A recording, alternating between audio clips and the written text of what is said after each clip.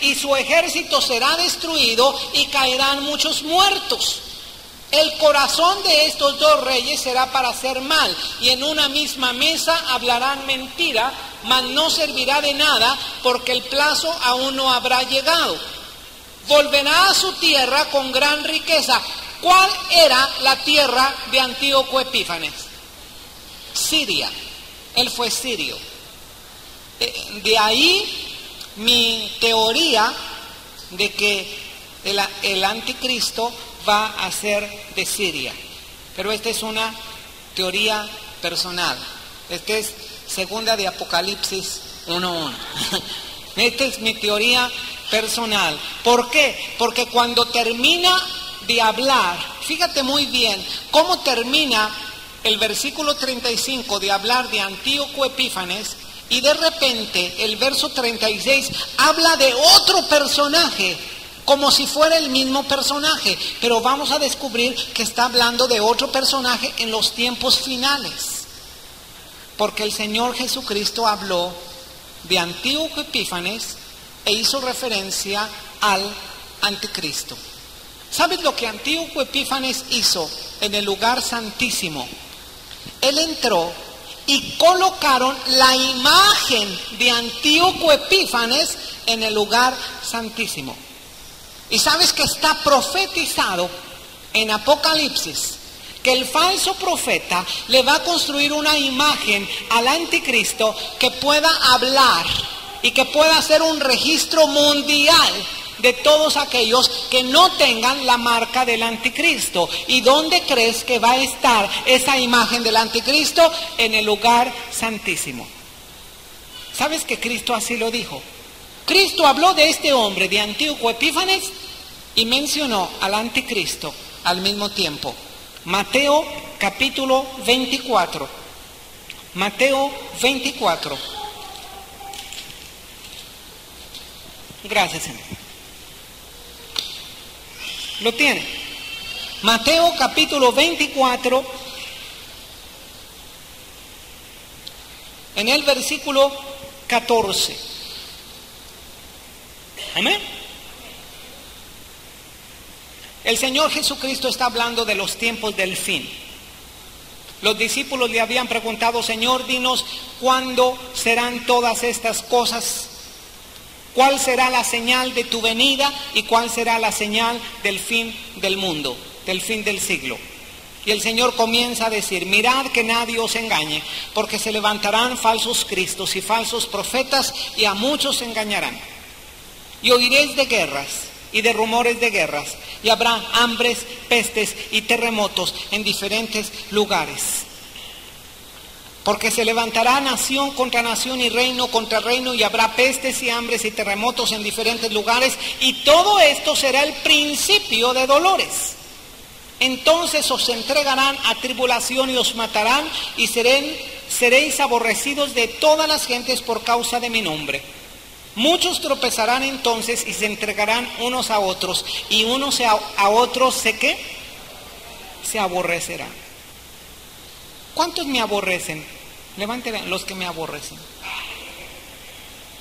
Es una señal de los últimos años. No, miren, necesitamos, como dice la Escritura, luchar por mantenernos en unidad y en amor. Porque sabe que una de las señales de los fines de los tiempos es precisamente el aborrecimiento entre los hermanos. El aborrecimiento dentro de la iglesia del Señor. Esta es una señal. Dice versículo 11: muchos falsos profetas se levantarán y engañarán a muchos, y por haberse multiplicado la maldad, el amor de muchos que se enfriará. Por eso es necesario que permanezcamos en el primer amor. Amén. El Señor exhortaba a Éfeso.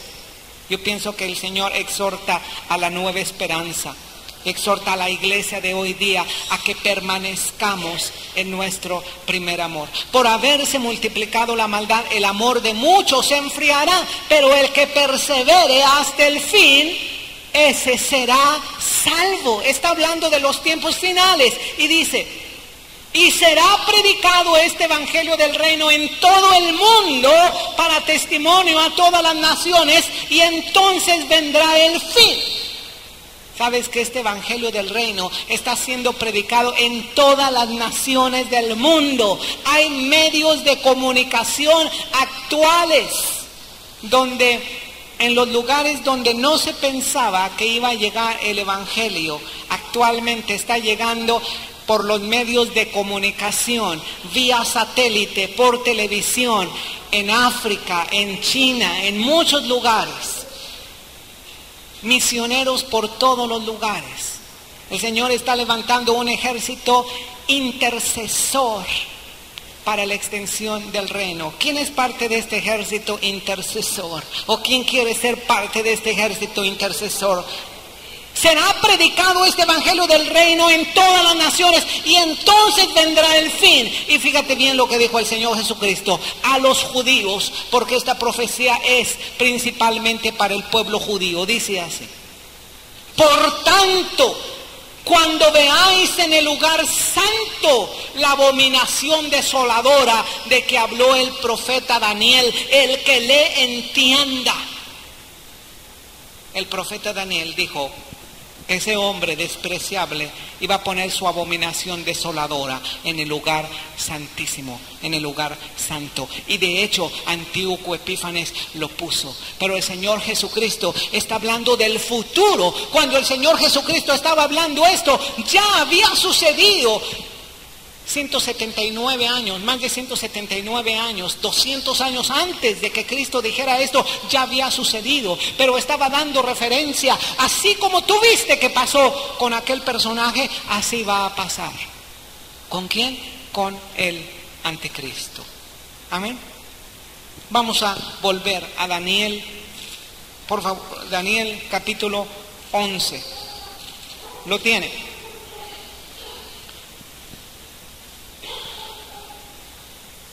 Amén. Vamos a ver el verso 31, cuando está mencionando cómo Antíoco Epífanes se levantaría contra Israel. Se levantarán de su parte tropas que profanarán el santuario y la fortaleza, y quitarán el continuo sacrificio, y pondrán la abominación desoladora. Eso se cumplió exactamente con Antíoco Epífanes. Pero eso es parte de la profecía del tiempo del fin, porque Apocalipsis vuelve a mencionar que un personaje va a quitar el continuo sacrificio y va a colocar la abominación desoladora. Con lisonja seducirá a los violadores del pacto, mas el pueblo que conoce a su Dios se esforzará y actuará. Esto es lo que nosotros debemos de hacer. ¿Cuál es el pueblo que conoce a Dios? Hermano, es necesario que tú te esfuerces y que actúes. Amén. No solamente que te esfuerces, pero que actúes. Porque puedes estar muy esforzado y no actuar nada, ¿verdad? Muchas veces podemos estar en una situación así y no hacemos absolutamente nada. Se necesita esforzarnos, pero actuar en el Espíritu, con las armas que te ha puesto el Señor, porque nuestras armas no son de la carne, son del Espíritu. Los sabios del pueblo instruirán ¿a qué? A muchos. Te voy a decir una cosa: tú eres un sabio del pueblo de Dios, porque tú tienes la sabiduría más grande, la sabiduría de la palabra de Dios. Y cuando tú conoces la palabra de Dios y tú conoces la salvación, el Señor te hace sabio. Y tú tienes para dar instrucción a mucha gente que no tiene nada. Por algunos días caerán a espada y a fuego, en cautividad y despojo, y en su caída serán ayudados de pequeño socorro. Muchos se juntarán a ellos con lisonjas. El versículo 35 termina de hablar de Antíoco Epífanes. Fíjate muy bien cómo dice: también algunos de los sabios caerán para ser depurados y limpiados y emblanquecidos hasta que el tiempo determinado, porque aún para eso hay plazo. Y luego el versículo 36 parece como que continuara la misma profecía hablando de Antíoco Epífanes, pero está hablando acerca del anticristo. Dice así: y el rey hará su voluntad y se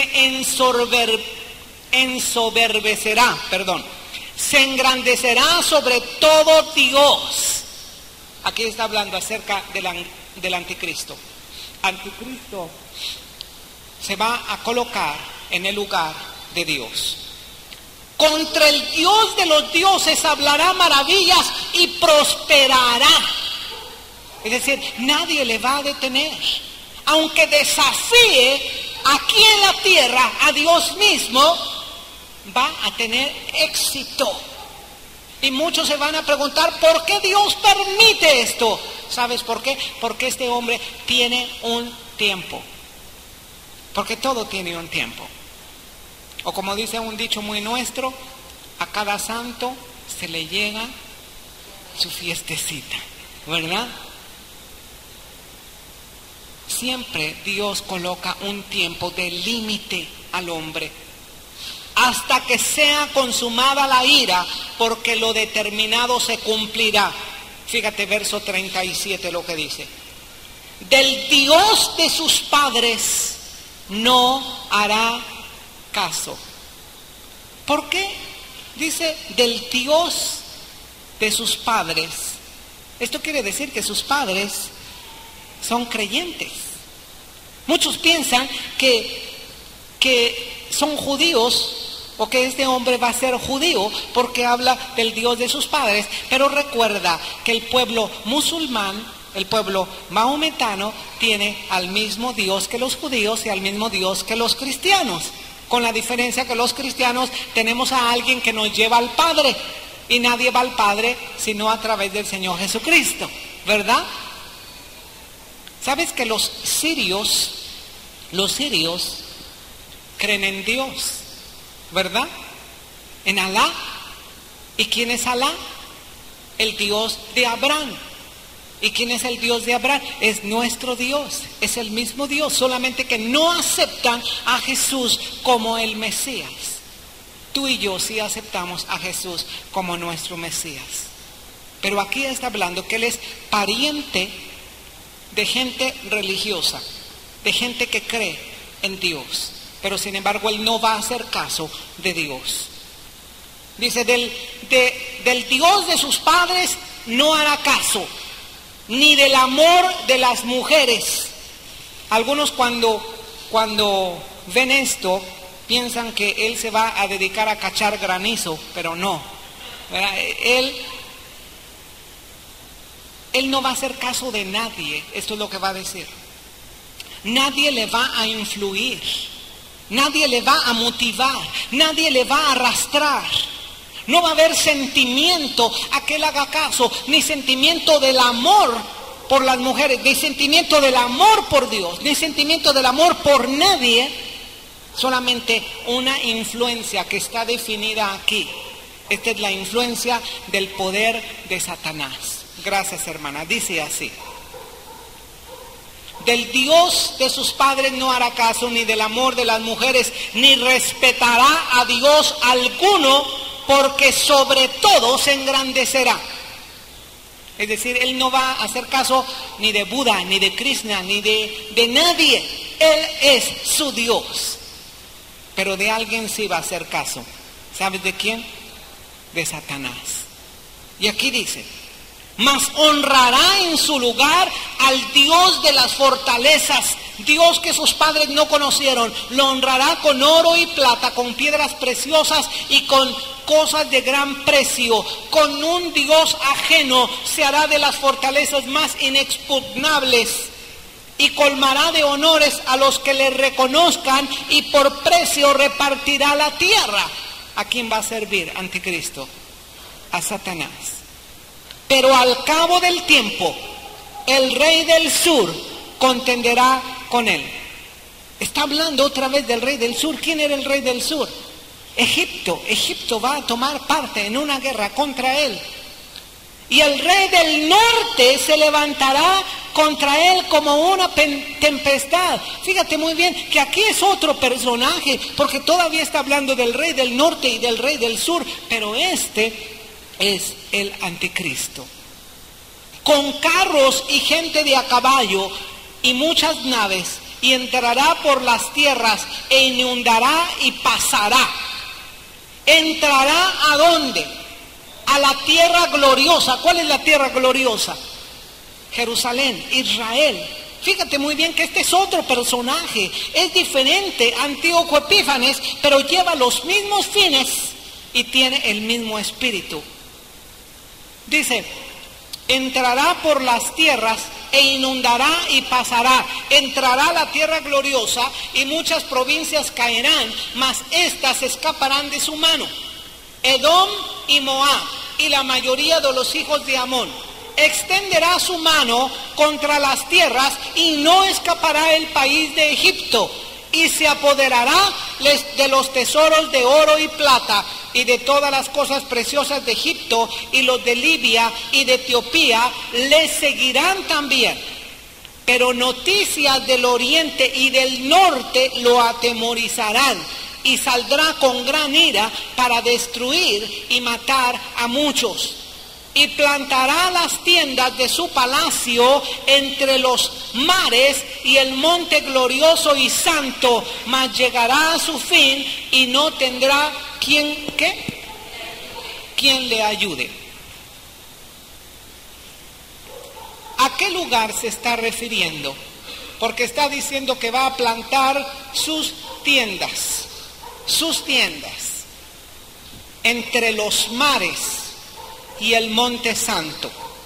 Pero aquí precisamente en este momento va a venir su fin y no habrá quien le ayude. Te voy a dibujar un mapa muy sencillo. Este es el mapa de Palestina o de la tierra prometida. Este es el mar Mediterráneo. Aquí al sur viene estando África, Egipto. De esta parte está Europa. Aquí sigue Asia. Esto es parte de Asia. Aquí está Jerusalén. Aquí está Belén.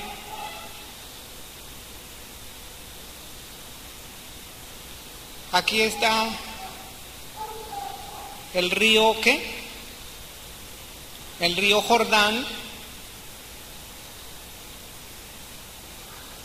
Este es el Mar Muerto. Este es el mar de Galilea.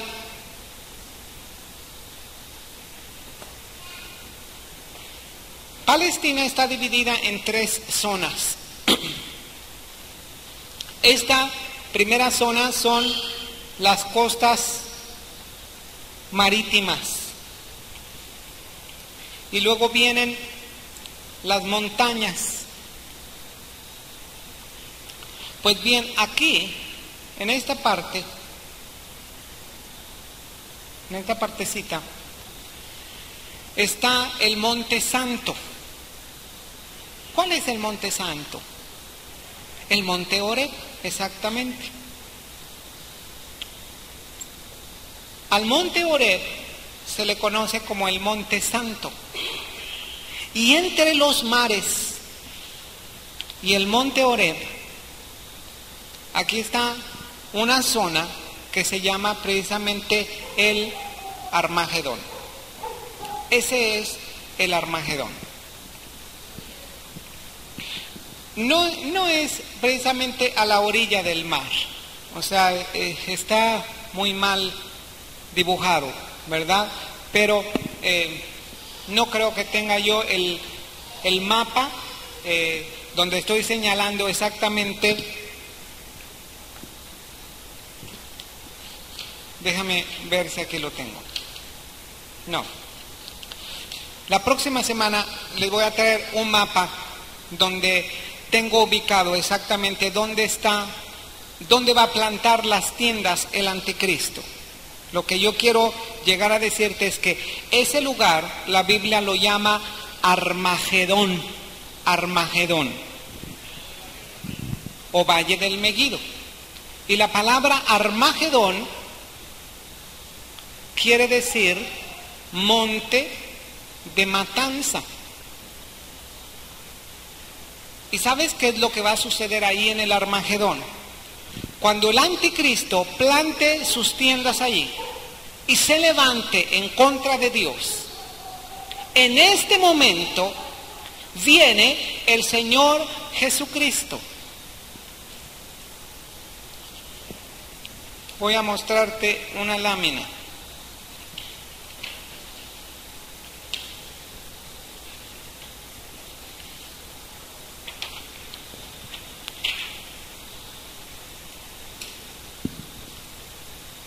¿Es visible para ti? Amén. Mira, fíjate muy bien. Que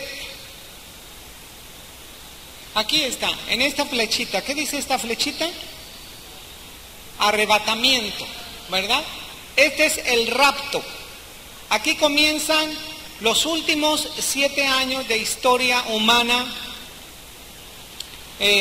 antes del milenio. Después del arrebatamiento ahí en los cielos, nosotros tenemos este tiempo que dice iglesia en el cielo.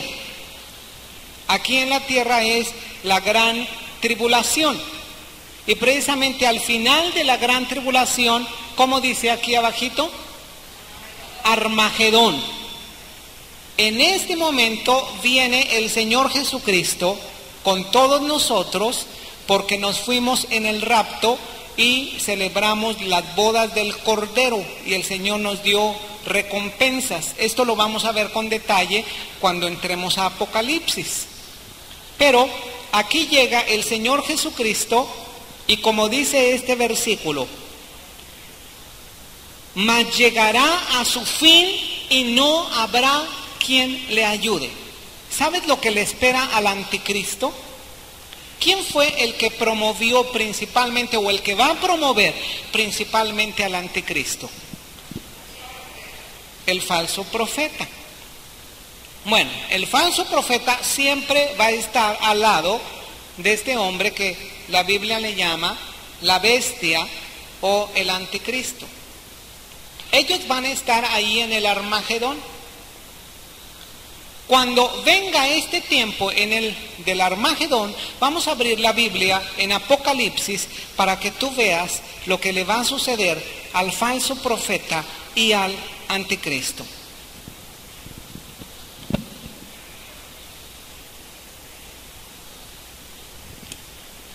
Apocalipsis capítulo 19.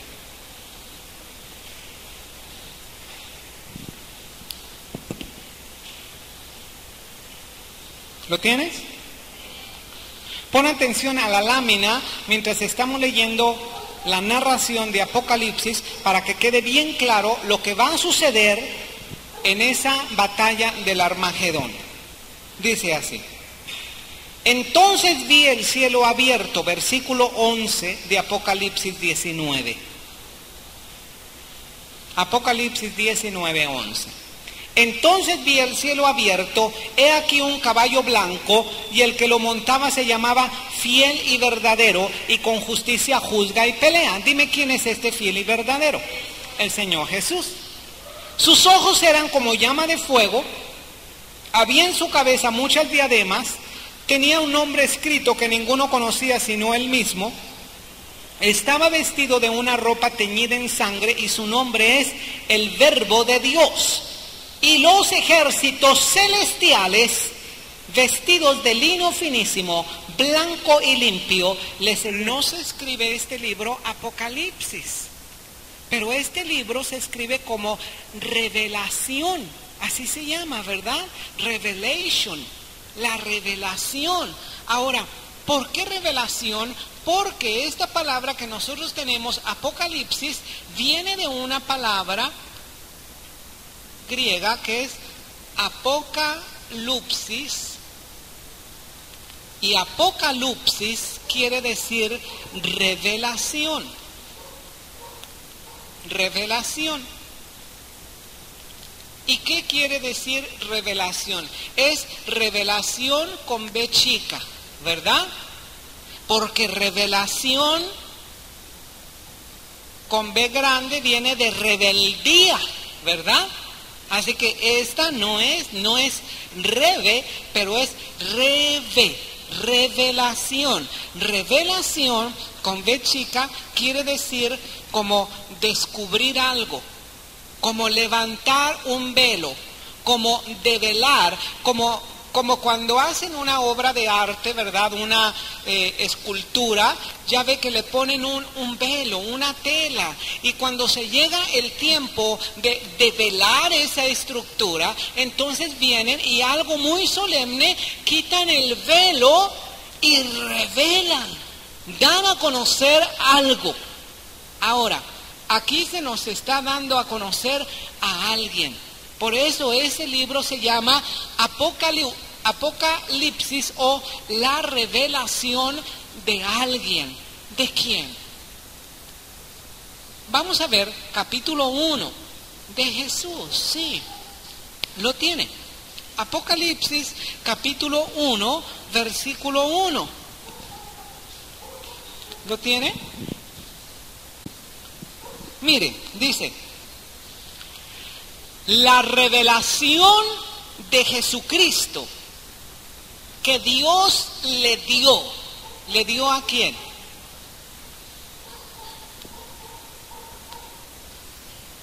A ver, la revelación de Jesucristo que Dios le dio para manifestar a sus siervos las cosas que deben suceder pronto, y la declaró. ¿Quién la declaró? ¿Estamos perdidos todavía? Vamos a seguir. Y la declaró enviándola por medio de su ángel. ¿Del ángel de quién? A su siervo Juan, ¿verdad?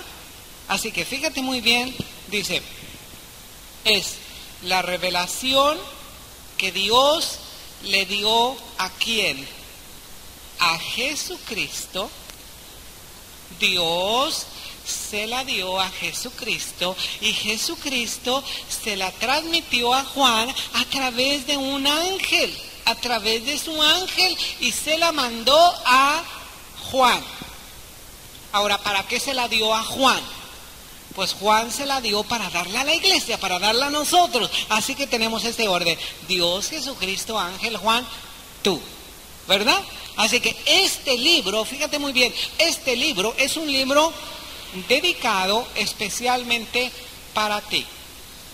Y digo especialmente para ti porque tú eres parte de los acontecimientos que están narrados en este libro del Apocalipsis. Estos acontecimientos son los acontecimientos finales. Por eso debe haber tanto interés en la iglesia para conocer este libro del Apocalipsis.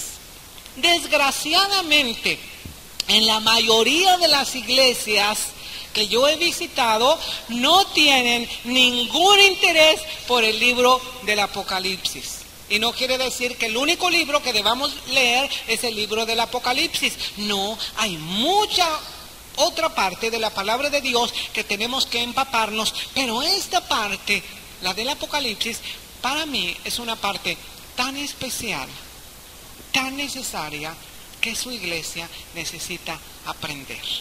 ¿Cuántos dicen amén a esto? Le voy a decir de dónde viene o por qué se llama revelación. ¿Por qué se llama revelación? Vamos a ir a Daniel, porque nosotros estudiamos al profeta Daniel. Y vamos a ir al último capítulo del profeta Daniel, que se titula, este capítulo, los tiempos del fin o los tiempos finales. El capítulo 12 de Daniel. Abra su Biblia en el capítulo 12 de Daniel.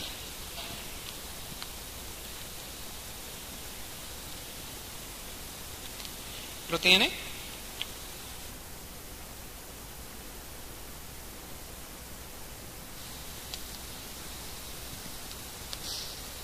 Versículo 1. En aquel tiempo se levantará Miguel, está hablando del arcángel Miguel, el gran príncipe que está de parte de los hijos de su pueblo, de tu pueblo, y será tiempo de angustia, cual nunca fue desde que hubo gente hasta entonces, pero en aquel tiempo será libertado tu pueblo, todos los que se hallen escritos en el libro. ¿Cuál es el pueblo de Daniel? ¿Cuál era el pueblo de Daniel? El pueblo de Daniel era perfectamente el pueblo judío, el pueblo de Israel. ¿Sabes una cosa? En la Escritura nosotros tenemos que considerar algo que muchos teólogos llaman el reloj de Dios. Porque aunque para Dios no hay tiempo, porque Dios es eterno, ¿sabías que en el cielo no hay relojes? Porque no hay tiempo, es eterno, no hay tiempo, no hay relojes. Pero Dios tiene un reloj especial que te voy a dar la revelación en esta tarde de quién es ese reloj que Dios tiene. Ese reloj que Dios tiene se llama Israel, el pueblo de Israel. ¿Sabes por qué? Porque Dios ha definido tiempos aquí en la tierra que marcan profecías cumplidas y que a través de lo que sucede en el pueblo de Israel tú te puedes dar cuenta en qué tiempo nosotros estamos. Fíjate bien que dice aquí la palabra del Señor, está hablando de un tiempo. Dice, en aquel tiempo se levantará Miguel, el gran príncipe que está de parte de los hijos de tu pueblo, y será tiempo de angustia, cual nunca fue desde que hubo gente hasta entonces. Pero en aquel tiempo será libertado tu pueblo, todos los que se hallen escritos en el libro. ¿En cuál libro? En el libro de la vida, en el libro de Dios. ¿Sabes que el pueblo de Israel, primeramente,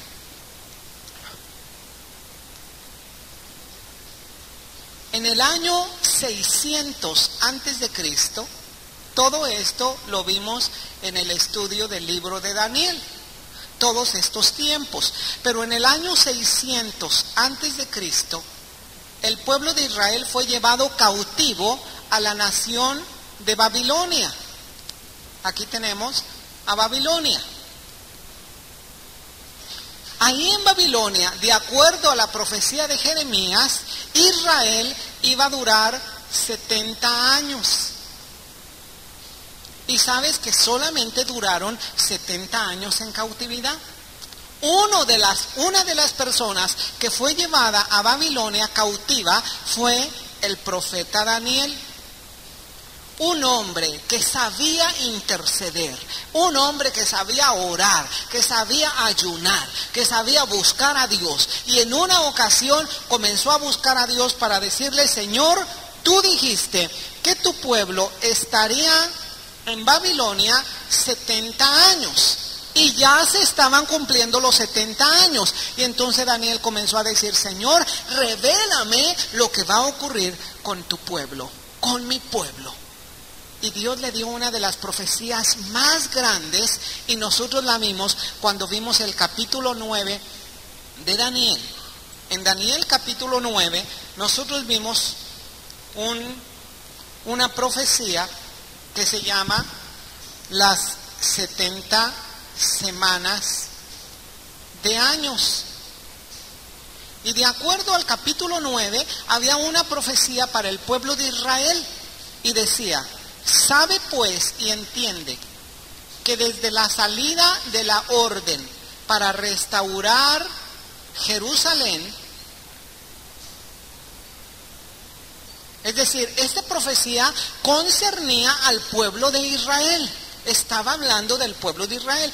Sabe pues y entiende que desde la orden o desde la salida o desde el edicto que el rey de Persia mandó a Nehemías para ir a reconstruir Jerusalén, porque Jerusalén estaba desierta. Todo había sido quemado, todo había sido destruido, el templo había sido destruido, la ciudad de Jerusalén estaba en ruinas.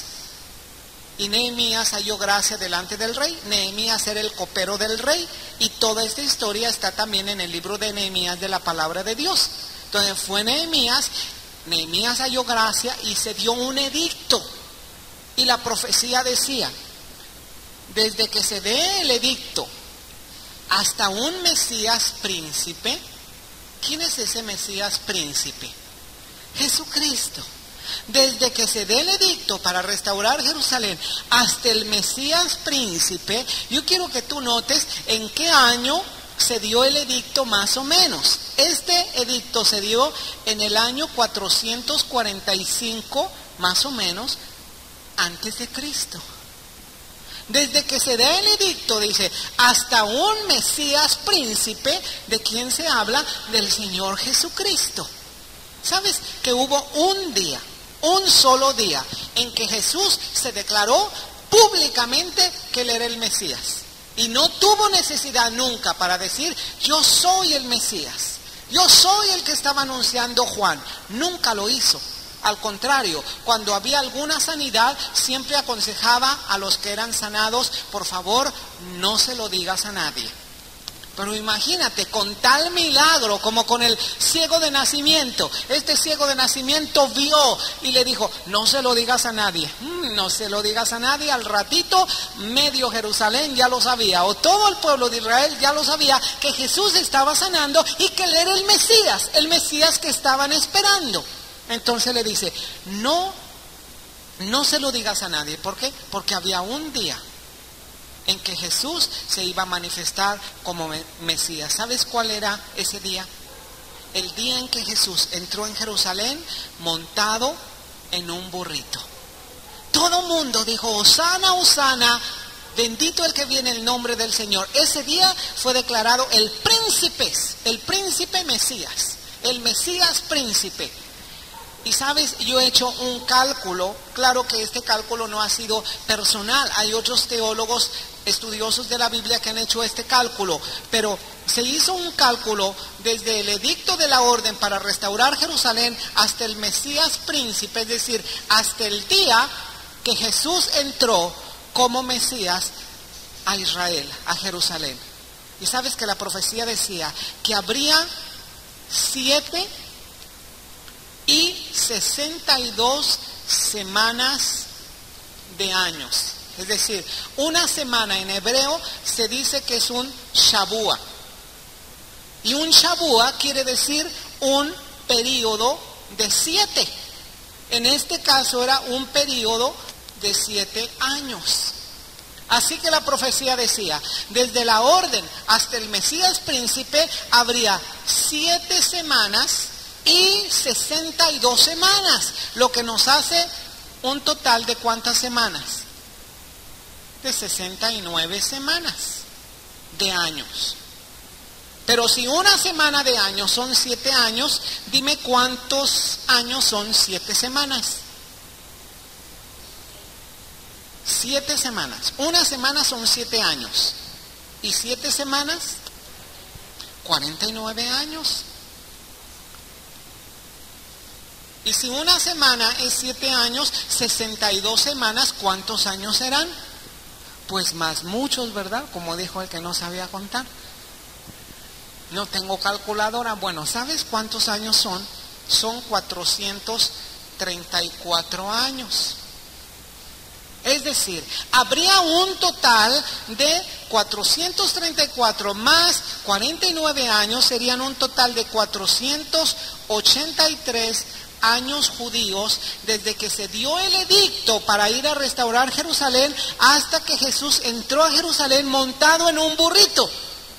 Y sabes que se han hecho cálculos precisos, matemáticos, y ha dado exactamente ese tiempo, exactamente por el día. En el día señalado Jesús entró a Jerusalén montado en un pollino. Es por eso que cuando Jesús atravesó Jerusalén, Jesús comenzó a llorar. Y te acuerdas que Él dijo unas palabras proféticas. ¿Qué dijo?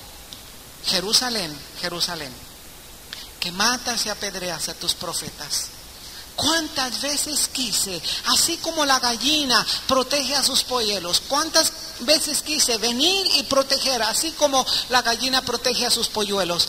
Pero por cuanto no conociste el día de tu visitación, no quedará de ti piedra sobre piedra que no sea destruida. Había un día determinado, el día de la visitación del Mesías príncipe. Aquí se cumplieron exactamente 483 años judíos, o 69 semanas de años. Y la profecía era que todo se iba a cumplir en 70 semanas. Todo el plan de Dios para Israel se iba a cumplir en 70 semanas. Jesucristo dijo que por cuanto no conocieron el día de su visitación, no quedaría piedra sobre piedra. ¿Sabes lo que sucedió? Casi al terminar la semana de que lo declararon a Jesús como Mesías príncipe, lo crucificaron. Y el juicio por rechazar a su Mesías, por rechazar a su Salvador, fue el destierro y la dispersión del pueblo judío. Esto sucedió en el año 70 después de Cristo. El general romano Tito vino y arrasó Jerusalén, y no quedó del templo piedra sobre piedra que no fuera destruido. Esta profecía se cumplió. En el año 70 fueron dispersados a todas las naciones de la tierra. No habían vuelto a tener una nación hasta, ¿sabes qué fecha? Hasta 1948. Las Naciones Unidas, después de que sucedió la tragedia de la Segunda Guerra Mundial, por causa de lo que un hombre con el poder sin Dios, que fue Hitler, por causa de lo que hizo Hitler, todo el mundo se consternó y se conmovió cuando vio que un hombre mandó matar 6 millones de judíos. Cámaras de gases, campos de concentración, un horror durante todo ese tiempo. Sabes que en 1948 el pueblo de Israel, después de la guerra mundial, un par de años después, ellos volvieron a tener. ¿Cuántos años pasaron después del año 70 para llegar a 1948? Casi 2 milenios, ¿verdad? Casi 2000 años. ¿Tú sabes lo que sucedió en 2000 años? A naciones, a imperios. Sucedieron tantos cambios, tantas cosas, pero sin embargo, ahí estaba el reloj profético de Dios, donde podemos nosotros apuntar hacia lo que pasa a un pueblo. 1948.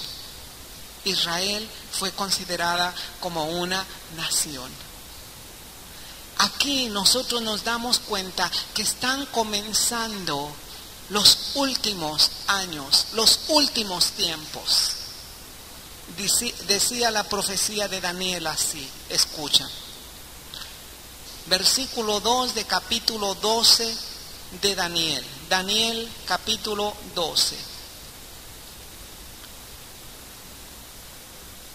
Y será, versículo 1, la segunda parte. Y será tiempo de angustia, cual nunca fue desde que hubo gente hasta entonces. Pero en aquel tiempo será libertado tu pueblo, todos los que se hallen escritos en este libro. ¿Sabes que por la causa de que Israel, los judíos, rechazaron a Jesús como Mesías, por esta causa, Israel o los judíos fueron cortados temporalmente del plan de Dios? Y eso dio oportunidad a todos aquellos que no éramos judíos de aceptar a Jesús como el Mesías. Por eso San Juan dice, a lo suyo vino, hablando de Jesús, pero los suyos, los judíos, no lo recibieron. Esto es San Juan capítulo 1, si quieres ver, San Juan capítulo 1, versículo 11. Juan 1, 11. Evangelio según San Juan, capítulo 1, versículo 11. Vamos a esperar un momento que todos lo tengamos. Capítulo 1, versículo 11. ¿Sí? Fíjate lo que dice de Jesús. A lo suyo vino, y los suyos, ¿quiénes eran los suyos? Su pueblo, los judíos, porque Jesús era judío. Y él vino. ¿Sabes que Jesús en los 3 años principalmente compartió al pueblo judío? Él vino a las ovejas de su pueblo. ¿Te acuerdas aquella mujer que su hija estaba endemoniada y que el Señor Jesucristo ni siquiera volteó a verla ni a saludarla? Porque era sirofenicia. Y los discípulos le decían, Señor, nos está escandalizando porque está dando voces tras nosotros, porque esta mujer sirofenicia estaba desesperada. Jesús, hijo de David, ten misericordia de mí. Jesús, hijo de David, ten misericordia de mí. Y Jesús ni siquiera volteó a verla. De repente Jesús volteó cuando sus discípulos dijeron, Señor, cállala, porque está dando voces tras nosotros. Jesús volteó a ella y le dijo, mujer, yo he sido enviada solamente a la casa de Israel. No es bueno tomar el pan de los hijos y darlo a los perrillos. ¡Qué ofensa! Imagínate que esta mujer sirofenicia hubiera sido una persona de Guadalajara. Nos ofenderíamos con eso, ¿verdad? Me está llamando perra. Y a mi hija perrita. Yo creo que ahí le hubiéramos recordado a toda la familia. Bueno, nosotros ya no, porque somos del Señor, ¿verdad? Pero cualquier otro se hubiera ofendido tanto. Me llamó animal. A mi hija le llamó animal. Pero tenía tanta fe esta mujer. Esta mujer sabía que con los doctores no contaba. Con los amigos no contaba, con nadie contaba, con la medicina no contaba, pero contaba con el Mesías. Y el Mesías la tenía que oír porque la tenía que oír. Y le dijo, sí, Señor, pero aún los perrillos comen de las migajas que caen de la mesa de los hijos. Los perrillos tienen derecho, el pan completo será de los hijos, pero lo que los hijos tiran, los perrillos lo recogen. Y sabes que el Señor se asombró de tanta fe. Oh mujer, grande es tu fe. Hágase contigo conforme tu palabra. Lo que tú pides, que se haga. Y su hija, en ese mismo momento, ella sanó. ¿Sabes? La fe que buscaba Jesús en su pueblo no la encontró, pero la encontró en aquellos que no eran su pueblo. Y dice, a lo suyo vino y los suyos no le recibieron, mas a todos los que le recibieron y a los que creen en su nombre, les dio potestad de ser hechos hijos de Dios. Hermanos, qué misericordia de Dios. Qué plan tan grandioso de Dios, que a través de ese rechazo que los judíos tuvieron de Jesús, nosotros, gentiles, que no éramos judíos de nacimiento, de sangre, nosotros hayamos sido parte del plan de Dios como hijos. Pero te voy a decir una cosa, los tiempos finales se están acercando. Estamos viviendo en los tiempos del fin y se está acercando el reloj de Dios, porque dice que en los últimos días habría tiempos de angustia para el pueblo de Israel. Y el pueblo de Israel ya experimentó una angustia antes del 48, que fue la de Hitler. Una persecución tremenda, y no solamente en Alemania los persiguieron. En cada lugar durante la Segunda Guerra Mundial fueron perseguidos tremendamente el pueblo de Israel. Pero después de que ellos han sido como nación, está profetizado que va a haber otra persecución más fuerte quizá que la que hubo en la Segunda Guerra Mundial.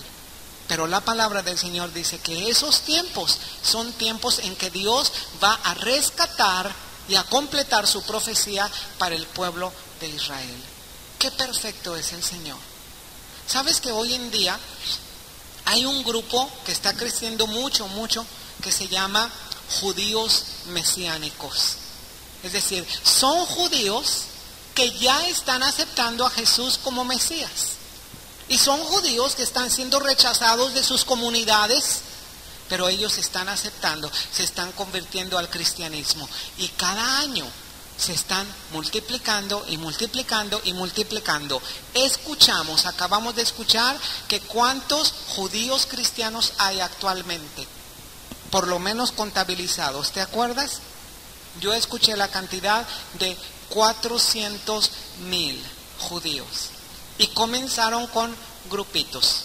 Esto me da a entender a mí que el tiempo de los gentiles se está terminando y que va a comenzar muy pronto la última semana que falta por la profecía de las 70 semanas, porque con la muerte de Jesús se cumplieron las 69 semanas. Cuando Jesús entró a Jerusalén se cumplieron 69 semanas. Y falta una semana de profecía. ¿Cuántos años son una semana? 7 años.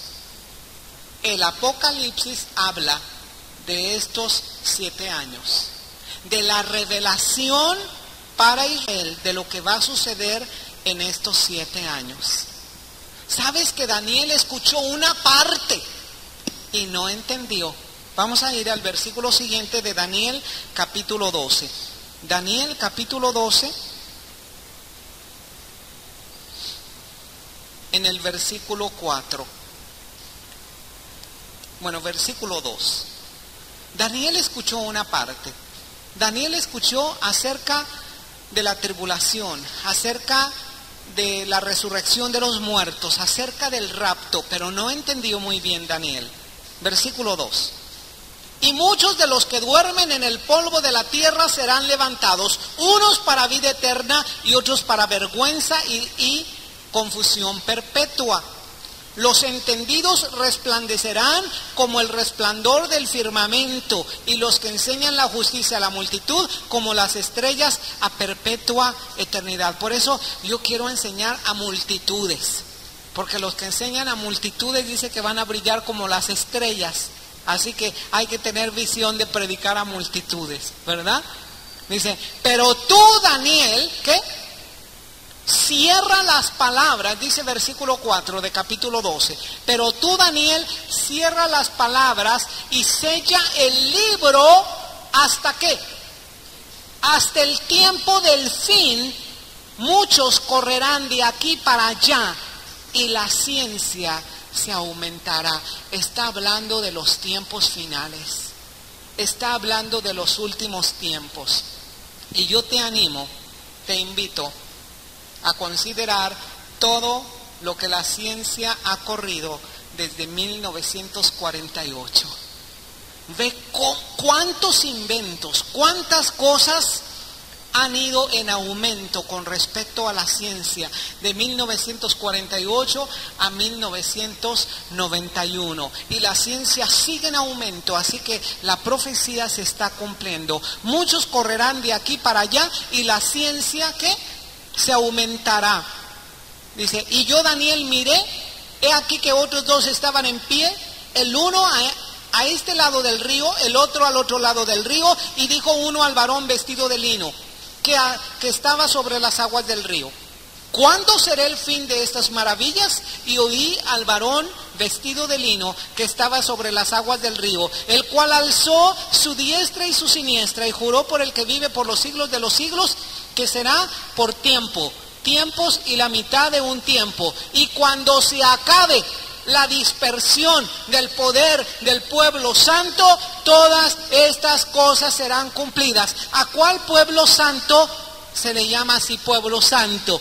Aunque claro que no tiene nada de santo, pero santo quiere decir separado, y ha sido un pueblo escogido por Dios por una razón muy especial que tiene Él. Pero dice, cuando se acabe la dispersión del poder del pueblo santo. Dime cuándo se acabó el poder de la dispersión del pueblo santo.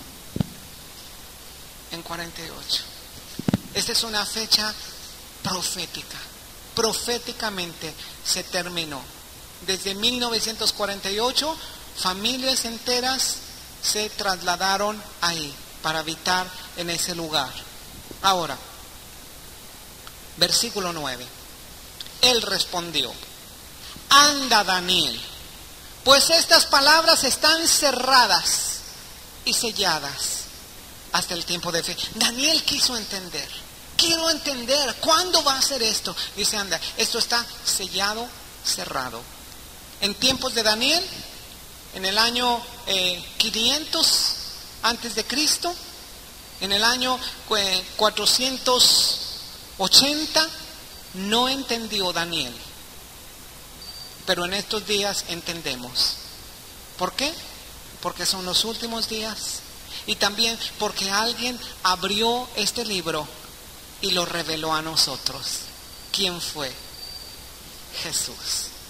Mira, aquí en Daniel capítulo 12 está este libro cerrado y sellado. Te lo vuelvo a mencionar. Está cerrado y sellado. Y yo te voy a mostrar ese libro cerrado y sellado que alguien lo abrió. En Apocalipsis capítulo 5. Apocalipsis capítulo 5.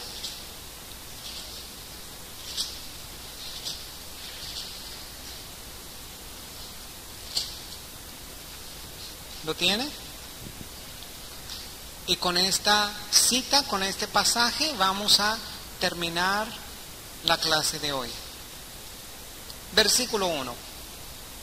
Y vi en la mano derecha del que estaba sentado en el trono, el que estaba sentado en el trono que vio Juan era Dios Padre. Ahí estaba Dios en el cielo.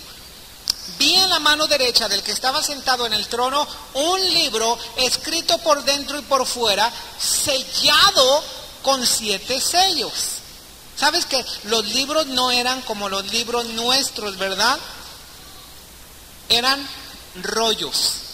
Era un rollo. Lo que tenía Dios en su mano derecha era un rollo.